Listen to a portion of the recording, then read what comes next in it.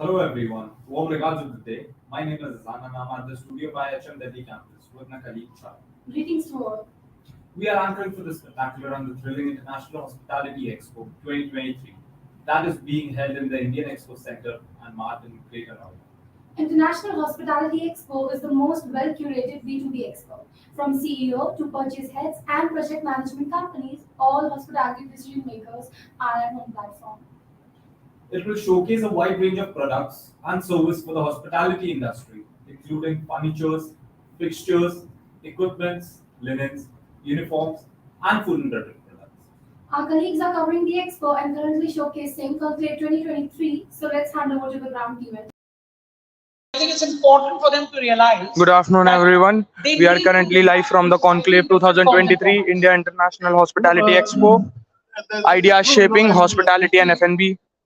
Please do watch it. Zero emission goals will be, as far as the government, they will be achieved only in their lifetimes. I don't think, I will live to see those zero emission goals being achieved unless I have a very, very long life. Now, Mr. Agarwal, you have been on both sides of the fence. You have been in the government for, I think, about 40 years, sir? 36. 36 years, okay. And now you're doing something amazing. It's the Food Future Foundation. So you now talking about the big system, you're talking about food systems, sustainability and one of your interesting and most exciting new projects will be about training chefs to become green oriented. By the way, Ankur, come in. Ankur Chawla, please, Mr. Sustainable, please. Yeah, responsible water, please. Yeah. Okay, thank you, Sarish.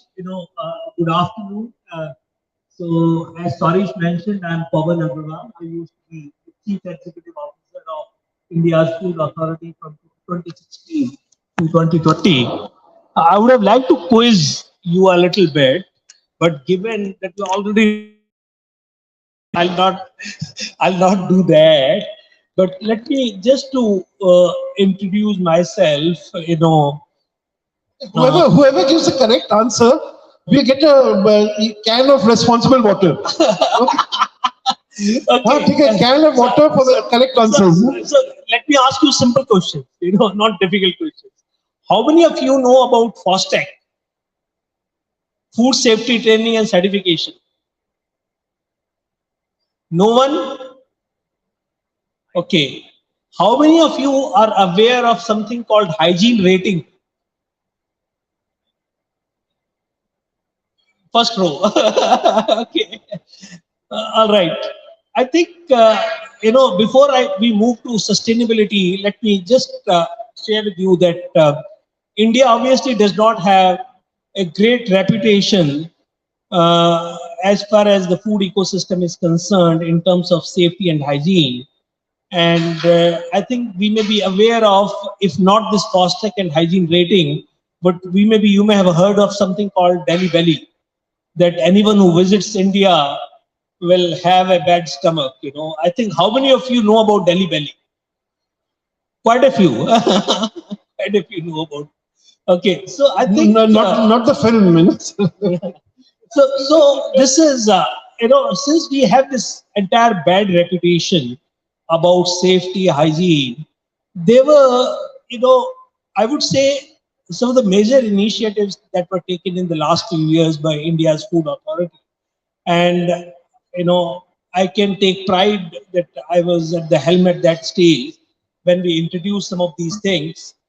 Today, it is necessary for all establishments that either serve food, prepare food, or even manufacture processed food to have what is called as supervisors that are certified under the FOSTEC scheme, food safety training and certification. So I think it may be a good idea for many of you and many of the institutions who are there to integrate FOSTEC training as a part of the curriculum, and get this additional cleaning certification, which will be essential when you move on to the workplaces. And today in the country we have trained under the FASTEC ecosystem 1.5 million food safety supervisors. In wherever you go, there'll be a FASTEC trained food safety supervisor who's responsible for safety and hygiene of your food. So this, I would say, is a huge will have a huge impact on improving the safety and hygiene of the food that is available in our country. Of course, many of these things take time. It may take another 5 years before results begin to be seen. I just wanted to clarify. Now it's mandatory. It's mandatory. Every restaurant, every institution has their first. Yeah, it's mandatory. Second is hygiene rating, which is voluntary. Hygiene rating is there is a checklist, and all restaurants are supposed to, even other catering, bakeries, sweetmeat shops, they are expected to do their hygiene rating as per that standard checklist, which is audited.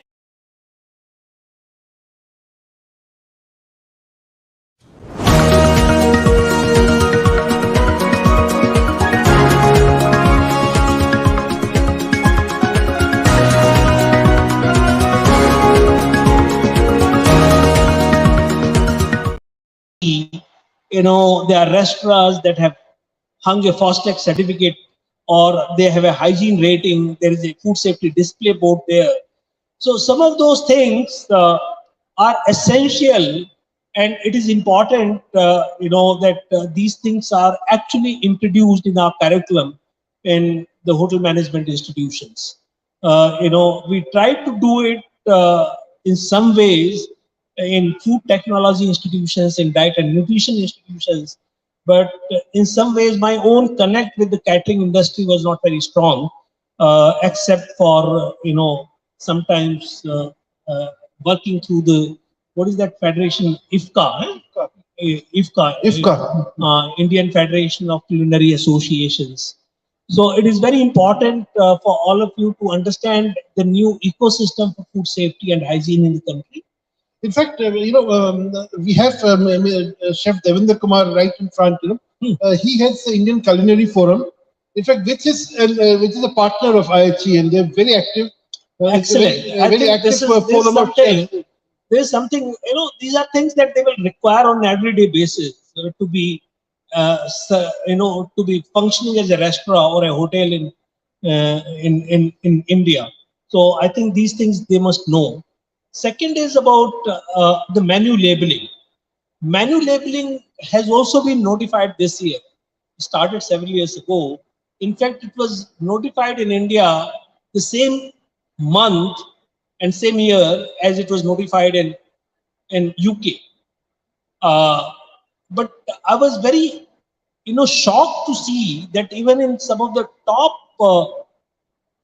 restaurants in the country, it is being done in a very shoddy manner, without even understanding why those numbers are required to be put.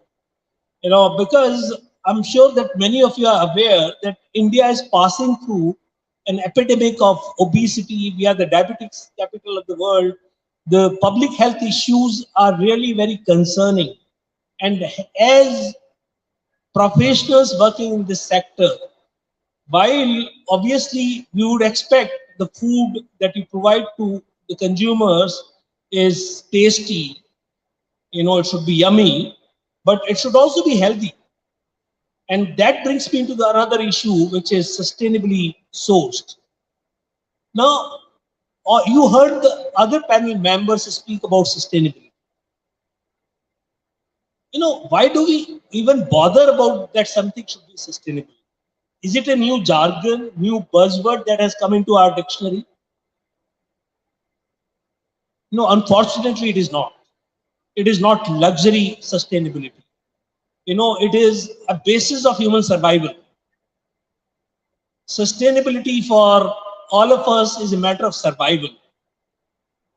And how it is a matter of survival, I'll give you a few facts. Fact number one, 70% of fresh water uses is in the food industry, is in the food sector. So if there is a water crisis, at the heart of the water crisis, the fresh water crisis, it is the food system.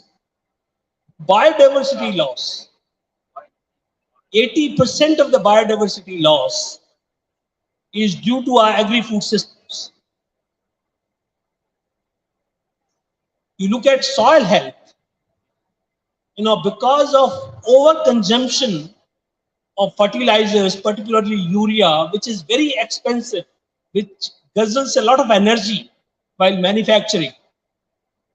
Soil health has deteriorated, and one is not sure that we will be able to feed the entire world in another 20 years if we go the same way. And therefore, there is a lot of talk about regenerative farming, natural farming. How do we bring back the soil health?